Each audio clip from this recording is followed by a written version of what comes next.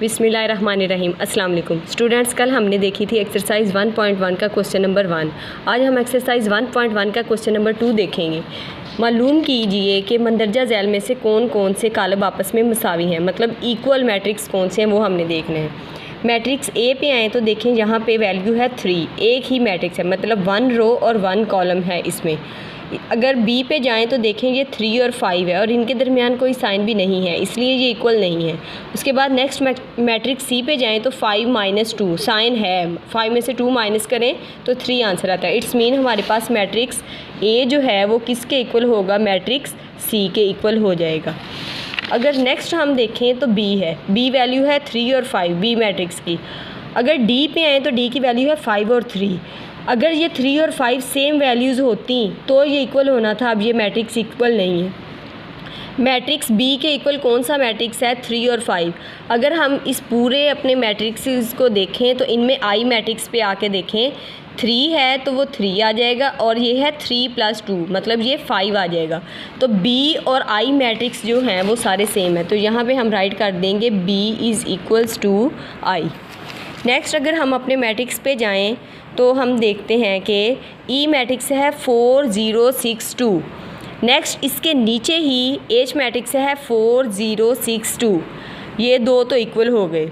अब एक और मैट्रिक्स अगर हम देखें 2 + 2 उसका आंसर आ जाएगा 4, 2 - 2 उसका आंसर 0, 2 + 4 6 एंड 2 + 2 = 2। इट्स मीन हमारे पास अब मैट्रिक्स ई = H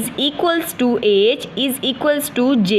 ई एच और जे मैट्रिक्स जो हैं वो इक्वल हैं। अब हमारे पास ई एच और जी मैट्रिक्स भी हो गए हैं, आई और बी हो गया है, ए और सी हो गया है, डी के इक्वल कोई भी नहीं है।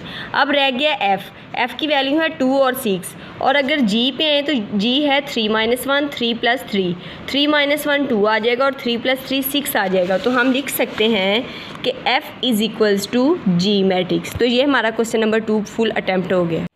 क्वेश्चन नंबर 3 है ए बी सी और डी की कीमतें मालूम करें जो दी हुई मसावात को दुरुस्त कायम रखती हैं। अब ये मैट्रिक्स हमें दो दिए हुए हैं इक्वल के दोनों साइड पे, हम इनको क्या करेंगे, कंपेयर करेंगे। फर्स्ट मैट्रिक्स को फर्स्ट के साथ A + C किसके इक्वल है, 0 के। ये हमारे पास इक्वेशन 1 बन गई। A + 2B किसके इक्वल आएगा हमारे पास, -7 के। ये सेकंड इक्वेशन बन गई।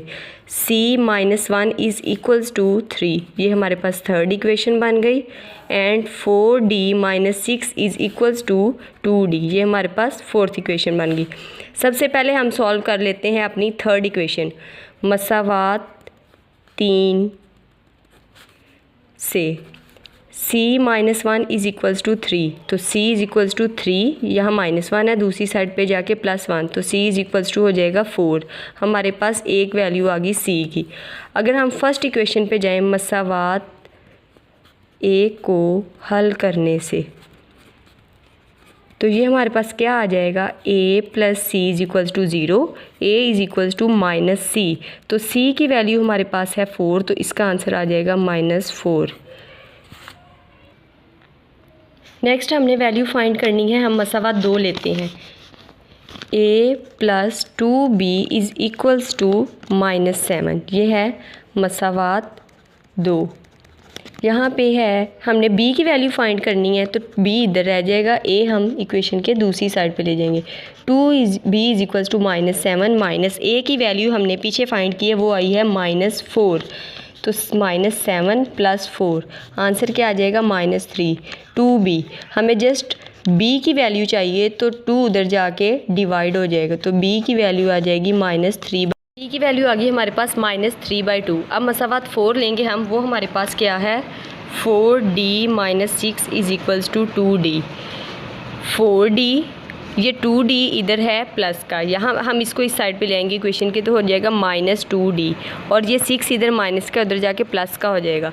4D - 2D आंसर आ जाएगा 2D = 6, तो D = 6/2, D आंसर आ जाएगा 3। अब हमारे पास वैल्यू सारी आ गई। A की वैल्यू हमारे पास आई -4, B की वैल्यू आई -3/2, C की वैल्यू हमारे पास आ गई 4 और D की वैल्यू आ गई हमारे पास 3। इस तरह A, B, C और D की वैल्यूज़ हमने फाइंड आउट कर ली हैं। थैंक यू स्टूडेंट्स मेरी वीडियो को लाइक करने के लिए। मेरे चैनल को लाइक करें और सब्सक्राइब करें ताकि न्यू वीडियोज़ का नोटिफिकेशन आपको मिल सके।